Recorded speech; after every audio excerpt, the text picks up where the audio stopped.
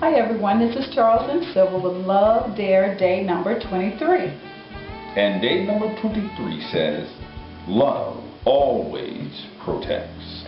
And that is our scripture, 1 Corinthians 13:7 from the NIV Bible.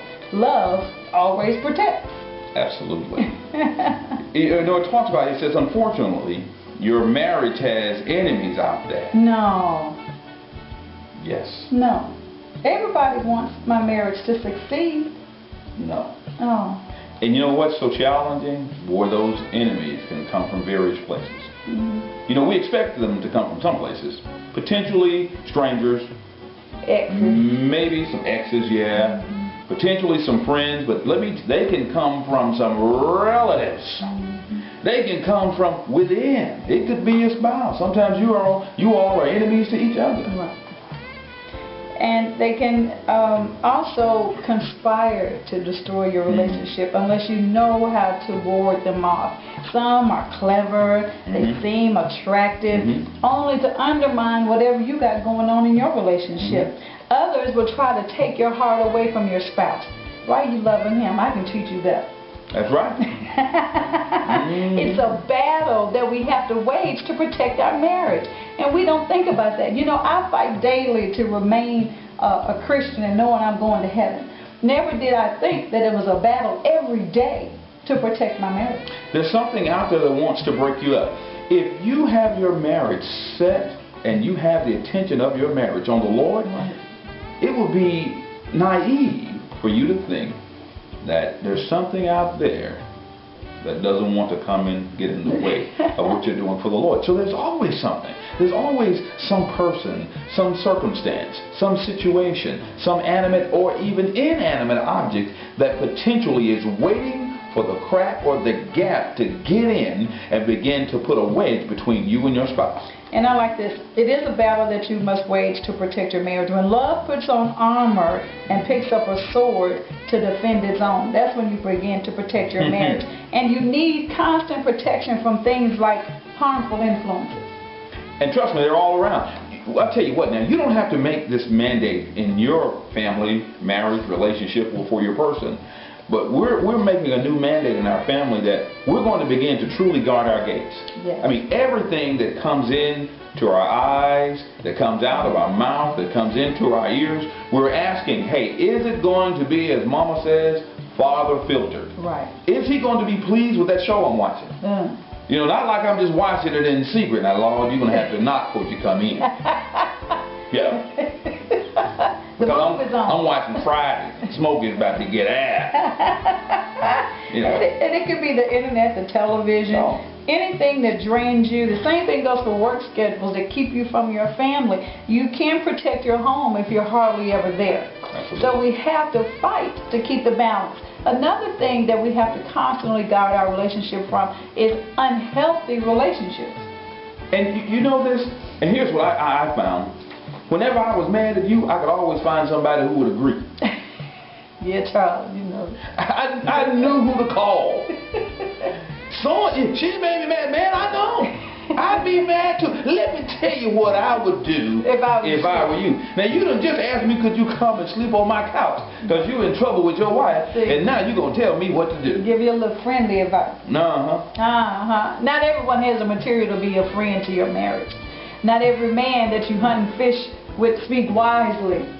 Not every woman who goes to the beauty shop with you really has great words of wisdom to give you regarding your marriage. So, you know, just be on guard for things that could come into your marriage. Once again, just guarding your gates, even in those unhealthy relationships. It's sort of like the plaque. Everybody, I don't know if you've ever gone into anybody's house and you've seen plaques on the wall. The plaques are always indicative of something that they've done, or someone they've come in contact with, or somebody has raised them up in esteem. Right. If I look at the plaque of your life about your marriage and your relationship, I mean, what does it say? Does it say shot, dead, crazy, in 1995 to 2000? I mean, if your plaque ain't right, when I come into your life and read what's on the plaque, I know, you know, hey, don't listen to that one. As God says, love them all and trust only one. That's what he said. Another thing that we have to protect our marriage from is shame. Everybody deals with some sort of weakness and some kind of inferiority, like me trying to pronounce that word right then. I know what you're talking about. And because when you're married to somebody, everything's exposed between you and your mate. And you'll have to protect your mate by, number one, this is just one thing, never speaking negatively about them in public. If you can't say anything good, Mama said, don't say nothing at all. Not a thing. And that goes for your spouse. Don't get with your guys, brothers. Right. And start hammering on your wife. Right. And women, don't get with your friends and start hammering on your husband. And don't be crying to folks who don't have your best interest at heart. You know, she don't treat me right. You're talking to a woman telling her, my wife don't treat me right. She's looking at you going,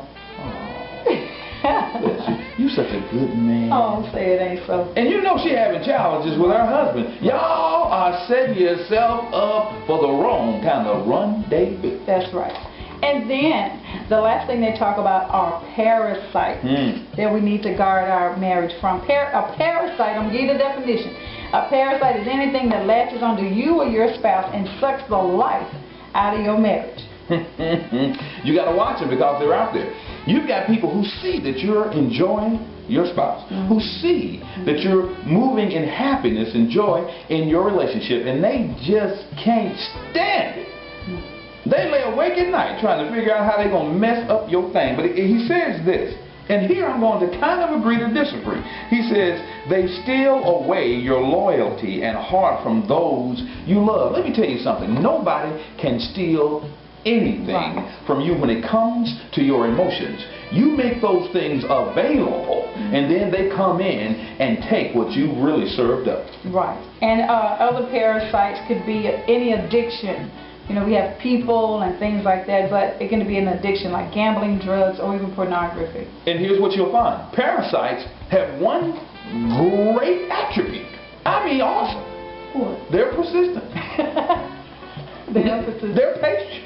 They're patient. They're always there. That's true. Wait. It says that in Ezekiel 34:8, my flock become a prey food for all the beasts of the field for the lack of a shepherd. Instead of watching to make sure that the sheep weren't being picked off for predators, the shepherds fed themselves and did not feed my flock. That means they didn't make a decision to do what they were supposed to. And he talks about wives. What does he say about the wives? You have a role as protector in your marriage. You must guard your heart from being led away through novels, magazines, TV, talk shows, all those types of things. Some folks who don't know what they're talking about. And then men? It says, you are the head of your home. You're the one responsible before God for guarding the gate and standing your ground against anything that would threaten your wife, your marriage, or your family. We have a mandate to stand up and fight for our relationships and our families. And today's dare was remove anything that is hindering your relationship, any addiction or influence that's stealing your affections and turning your heart away from your spouse. Remove it. Get rid of it. Clean it out. As they used to say on Channel 5, clean it up.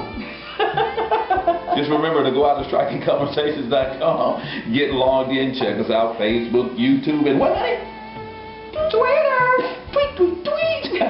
Hey, we're enjoying coming to you. We hope that you are getting something out of this. We'll see you tomorrow. Love you. Love you.